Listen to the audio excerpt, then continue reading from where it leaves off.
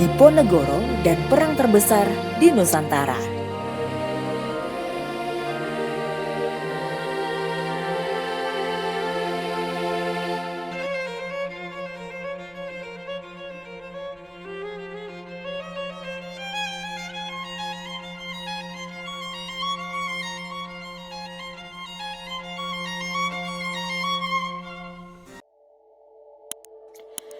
Pangeran Diponegoro adalah putra sulung dari Sultan Hamengkubuwono III. Lahir pada tanggal 11 November 1785 di Yogyakarta dari seorang selir bernama R.A. Mangkarawati. Semasa kecilnya, Pangeran Diponegoro bernama Bendara Raden Mas Antawirya. Ketika beliau beranjak dewasa, Pangeran Diponegoro dikenal sebagai pribadi yang cerdas, banyak membaca. Pangeran Diponegoro lebih tertarik pada kehidupan keagamaan dan merakyat. Sehingga ia lebih suka tinggal di Tegalrejo daripada di keraton. Pada suatu ketika, Sultan Hamengkubuwono III ingin mengangkatnya untuk menggantikannya menjadi raja. Diponegoro menolak keinginan ayahnya tersebut karena dia menyadari kedudukannya sebagai putra seorang selir dan ibunya bukanlah permaisuri. Ketika Belanda datang ke Nusantara, banyak hal yang terjadi. Salah satunya adalah mengeksploitasi rakyat dengan pembebanan pajak.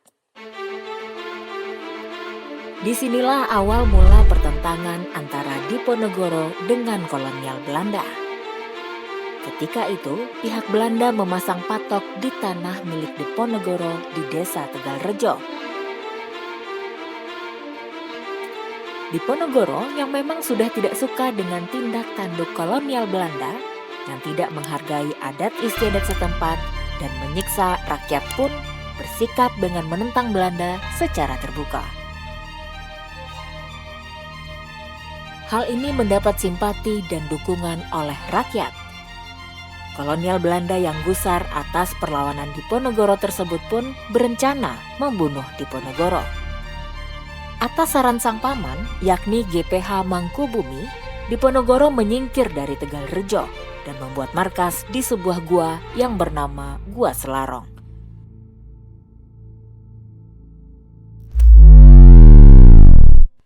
Kemudian perang pun pecah.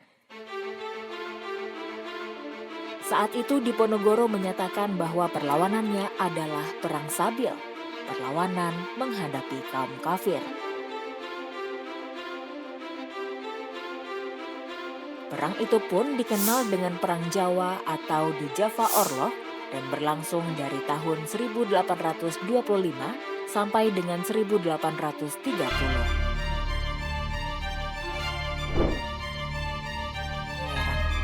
Selama perang yang dilakukan oleh Pangeran Diponegoro, Belanda mengalami banyak kerugian.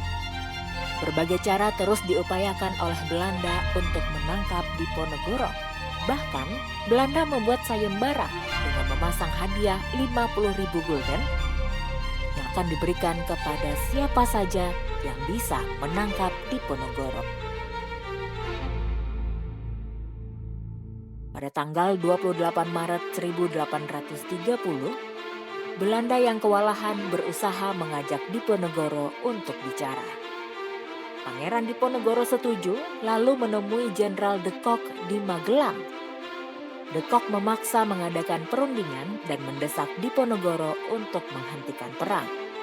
Tetapi permintaan itu ditolak oleh Diponegoro. Belanda tidak kehilangan akal. Karena sebelumnya Belanda telah menyiapkan penyergapan jika perundingan gagal. Hari itu juga Diponegoro ditangkap dan diasingkan ke Ungaran, lalu kemudian dibawa langsung ke Batavia. Dengan menggunakan kapal Pollux pada 5 April, Pangeran Diponegoro dibuang ke Makassar. Hingga Pangeran Diponegoro wafat pada tanggal 8 Januari 1855, dia tetap berada di pembuangan. Sesuai dengan wasiatnya, Pangeran Diponegoro dikubur bersama dengan kerisnya yang bernama Kiai Ageng Bondoyudo. Berakhirnya Perang Jawa merupakan akhir perlawanan dari bangsawan Jawa. Perang tersebut banyak memakan korban. Akibat perang ini, jumlah penduduk di Yogyakarta menyusut separuhnya. Perang yang dipimpin Diponegoro tersebut tercatat sebagai perang dengan korban terbesar dalam sejarah Indonesia.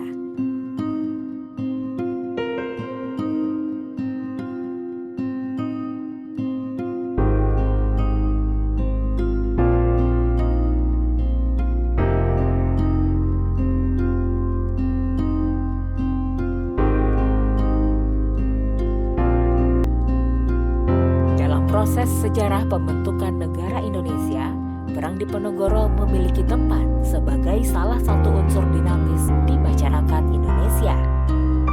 Nilai kepemimpinan dan kepahlawanan Diponegoro masih relevan untuk dipakai secara pragmatis dalam pembinaan kesadaran nasional dan cinta